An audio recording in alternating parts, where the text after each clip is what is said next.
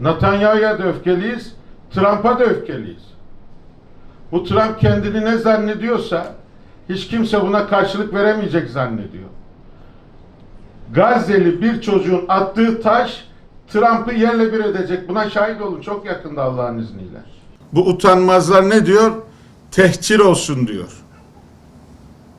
Bazıları da Türkiye'de hicreti tartışmaya açtı. Hicretle tehcir arasında çok büyük fark vardır. Tehcir zorla yerinden edinmektir. Müslüman devletlerin liderleri silkinip kendine gelmek zorunda. Normalleşme büyük bir ihanettir. Normalleşme halkı yokluğa mahkum etmektir. Soykırımdır. Bu soykırımın birkaç tane başlığı vardır. Nedir bu? Bir, açlıkla soykırım. Şu anda içeriye un bile giremiyor değil mi? Neden bunu yapıyorlar? Ramazan'dan önce o kadar çok un vardı ki hatta insanlar soğuktan mücadele etmek için onları yakıt olarak kullandığı dönemler oldu. Şimdi un kısıtlaması yaptılar ki insanlar açlıktan ölsün, soykırıma uğrasın. Açlıktan ölen çocuklar var. İkinci soykırım şekli hangisidir? Yıkımdır. Yani insanları bombalıyorlar, evlerini yıkıyorlar, kendilerini öldürüyorlar, katlediyorlar. Açlıkla soykırım, şiddetle soykırım ve şimdi de tehcirle soykırımı gündeme getirdiler. Ben İslam dünyasına sesleniyorum.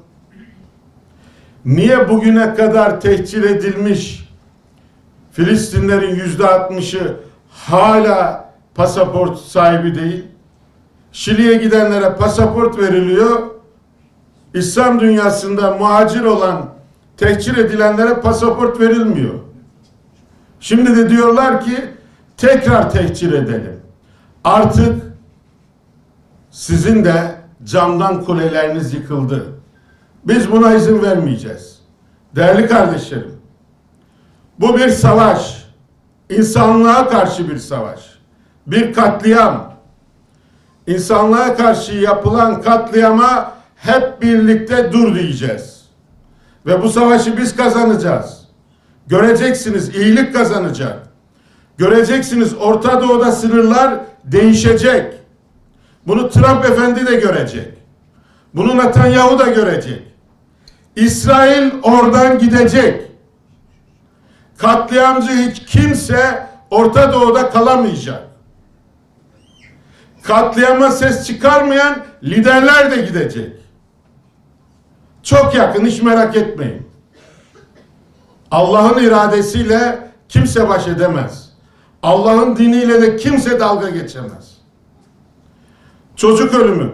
Yahu Hristiyan da olsa, Yahudi de olsa, Mecusi de olsa, Müslüman da olsa masum insanı öldürenlere karşı çıkmamak hainliktir, katilliktir, işbirlikçiliktir. Bakın rahmetli Muhsin Yazıcıoğlu daha şehadet yıl dönümü yeni geçti değil mi? Kaç gün oldu? 15. Yine bu İHA'da 2002'de bir basın toplantısı yaptı. Türkiye'de ilk defa bir siyasetçi basın toplantısında dedi ki Mehmetçik Gazze'ye gitmelidir. Filistinlerin yanında İsrail'e karşı savaşmalı, adaleti sağlamalıdır dedi. Basın toplantısı bitti. Elini tuttum dedim başkan. Şehadet imzanı attın dedim. Bunlar seni yaşatmaz. Sen bir şeyi çatlattın çünkü. Dönüp ne dedi biliyor musunuz? Hepimiz şehadeti özlemiyor muyuz dedi. Ve şehit oldu. Onun şehadeti bu sözlerinin sonucudur.